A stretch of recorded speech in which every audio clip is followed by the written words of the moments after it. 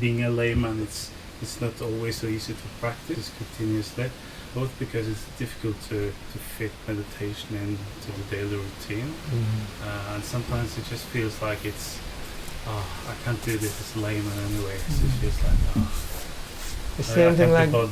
it's the same thing like in sports. We have professional and we have amateur. If you want to be a professional, then you have to take it up as your profession. See? You cannot have it both ways. You cannot become an amateur and then expect to win the prize. The most you can do in your day as a lay person is just to have a glimpse of what you should have. That's all. Because the time that you devote to your practice is probably very small compared to the time you spend on other things. See, with monks we devote all our times to the meditation from the time we get up to the time we go to sleep.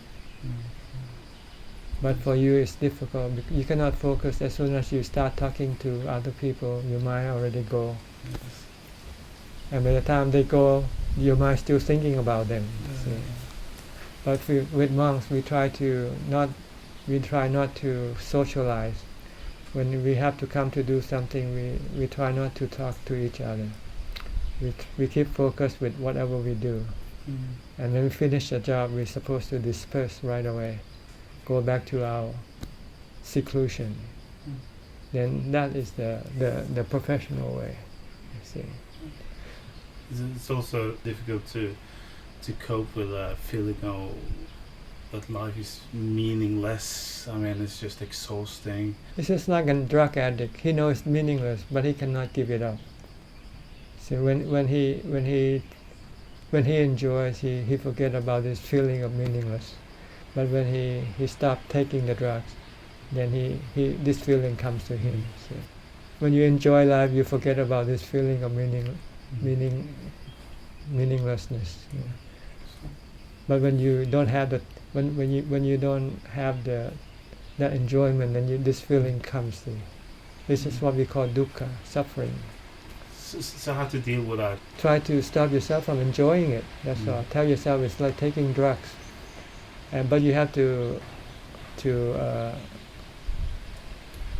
face the bullet, to bite the bullet. It's not easy.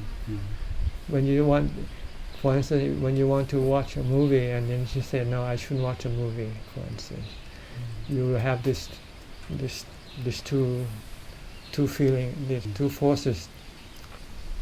But if you can somehow win, then that force that will try to drag you to go watch a movie will stop, and you'll find peace. See?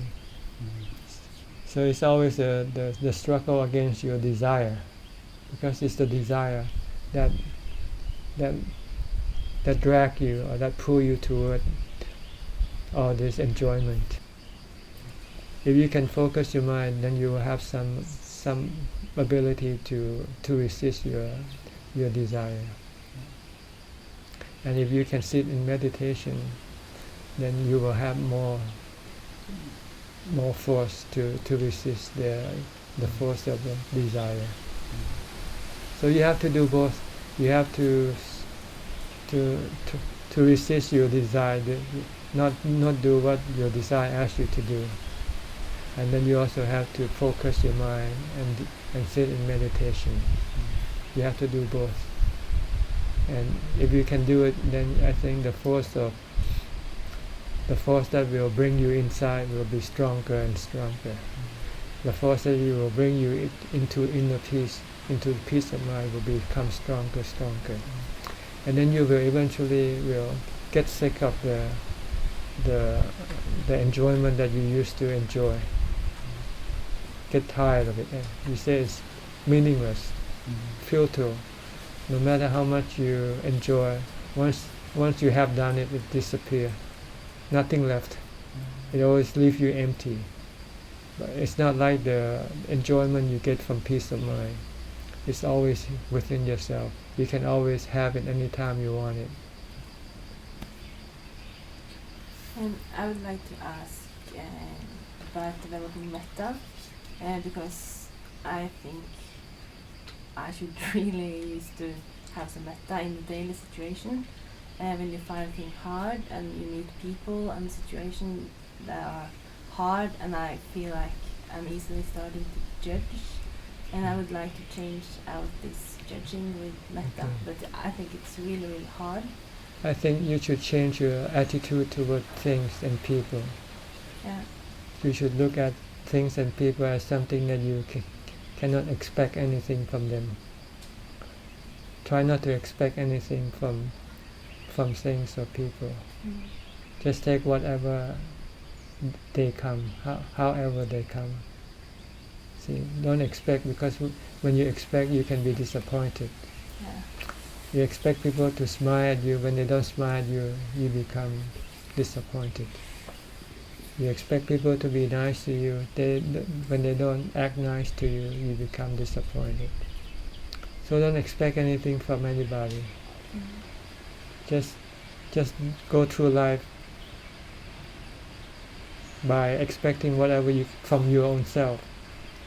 Don't expect anything from other people. Just do what you have to do, and then try to find that time to be by yourself and meditate. I think that's better. Don't expect to get anything from anybody, because whatever you get, they are not worth the time that you lose going after them. You should only go after your meditation. Yeah. Okay, understand? If you don't expect anything, then you won't feel bad. Even the conditions, the weather, don't expect, because you cannot predict, you cannot tell the weather what you want. You have to take it as it is, as it comes. Take things as they come. Don't expect anything. Ajahn, when we experience sickness, it can be anything, but let's say example there is like painful feet and you can't walk a lot. You go to see the doctor, he gives you medicines, but the medicines doesn't seem to work. How far should we go in like trying to find a conventional cure to cure the illness, compared to trying to just let go and cure it with the practice of Dhamma? Like, what is a balanced approach? The balance is different in each individual. It depends on how you feel.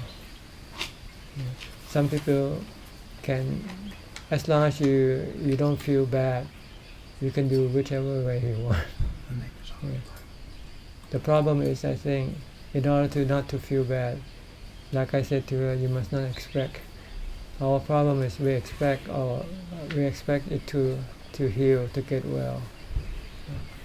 If you don't expect that and you live with whatever it is at the moment, and use whatever method that is available to fix it. If you could fix it, fine. If you cannot fix it, fine. Then there's no problem. The problem is in the mind, not in the body. The mind has to be what I call neutral. Can take it either way. Okay. We are here to fix the mind, not the body. But we will fix the body in as much as we can. But the most important thing is to fix your mind at the same time. Your mind should be always neutral. You should not expect this or that. You should be able to take left or right, better or worse. Then you have fixed the problem, because the problem is in the mind. One idea that's very strong with me is that the mind is produced by the brain. How can I overcome this idea or delusion? How can I work with it? I'll just ignore it because it's just a theory. Just like believing that the world is flat or whether it's round. doesn't change the reality anyway. Right? You can believe that the world is flat, but that won't change the fact that it is round. See? And if you believe that the world is round, that doesn't change the fact or confirm the fact that it is round. It only makes you have the right attitude so that you can react properly, that's all. So all you have to do is to react properly according to the truth. The truth is the body is not yourself, the brain is not yourself. So whatever happened to it, let it go, don't worry about it, because you're going to have to lose it one day. The problem is not to cling to it. Be ready to let it go. Treat it like something you borrow from some other people. It doesn't belong to you. If the owner comes and claims for it, then you have to let it go. The point is to let go. Because if you can let go, then you will not suffer. You will not be in pain, in mental pain. But if you cannot let go, then you will always suffer. You will always suffer. So don't worry about whether you think you are from the brain or not. That doesn't matter. What matters is, can you let go of it or not? If you cannot let go, then you will suffer. If you can let go, you will not suffer. And one of the thing that will help you let go is to know that it is not you. See? If you know that it's not you, then you can let go easily. See? But if you think it is you, it belongs to you, then it will be hard for you to let go. But if you cannot accept this truth, at least you will accept the fact that if you can let go, you will not suffer. Because this is something that you will experience in real time. For instance, when you get sick, if you cannot let go of your body, your mind will suffer also. Because your mind doesn't want to let the body get sick. But if you say, well, I cannot stop it, if it's going to get sick, it's going to get sick. The only thing I can do is get some medicine, go to a doctor, and that's all I can do. If the medicine can fix it, fine. If the doctor can fix it, fine. If it doesn't, then I just have to live with it. So what? I'm not sick. It's the body that is sick. That's all. If I cannot use the body, fine. I just sit down. I don't have to do anything. If I have no food to eat, that's fine also. Because, okay, I will eventually die. Maybe it's my time now to die. And if you accept that it's not my time to die, it's the time for this body to die. And if you can accept that truth also, then there will be no problem. See? Because no matter how good the doctor is or how good the medicine is, one day they will not be able to fix the body anyway. One day the body will say, don't treat me, don't fix me. I cannot go on. I have to stop. You're the owner, the mind, who owns the body will just say, okay, if you want to stop, then you say goodbye. That's all. What's wrong with that? Like the Buddha, when he died, he just go into samadhi. He just lay down and just focus his mind and leave the body alone. It's like when you go to sleep, you leave the body alone, right? Yeah, so what? Dying is like going to sleep. You leave this body, and when you wake up, you get a new body. That's all. That's what rebirth is about. You leave one body, and then you go to the next body. In the process of going between the new body, you go through heaven and hell. See, that's what we call heaven and hell. It's like when you go to sleep, and then you go through good dreams and bad dreams. When you wake up, you come back. See? From heaven or hell. See? So this is all what we do all this lifetime, all these countless of lives. We're just going from one body to the next. We're going from one dream to the next. That's all. There's nothing to be afraid of. It's a natural process. It happens, whether you like it or not. If you don't like it, then you have to stop your mind from dreaming, from going to a new life. That's what the Buddha did. He stopped his mind by cutting all the desire in his mind. He has no desire. So when there are no desire in the mind doesn't generate anything, doesn't generate any thought,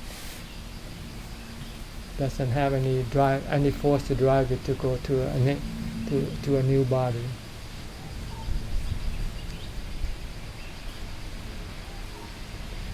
So the key word here is let go of everything. Nothing belongs to you. If you cling to them, you will suffer.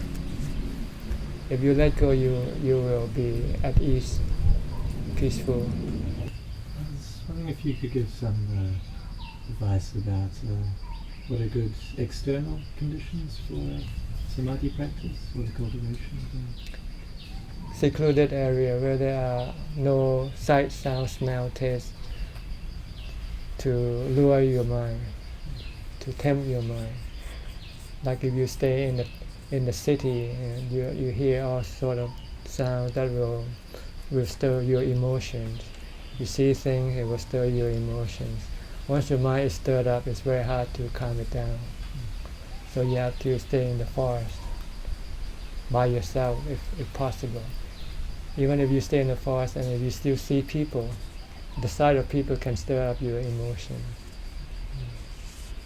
So try to avoid, sight, sounds and smell that stir your emotion. You stay in the forest, you look at the trees, that you don't have any feelings toward them. But then you only have one problem to deal with. That's your thought.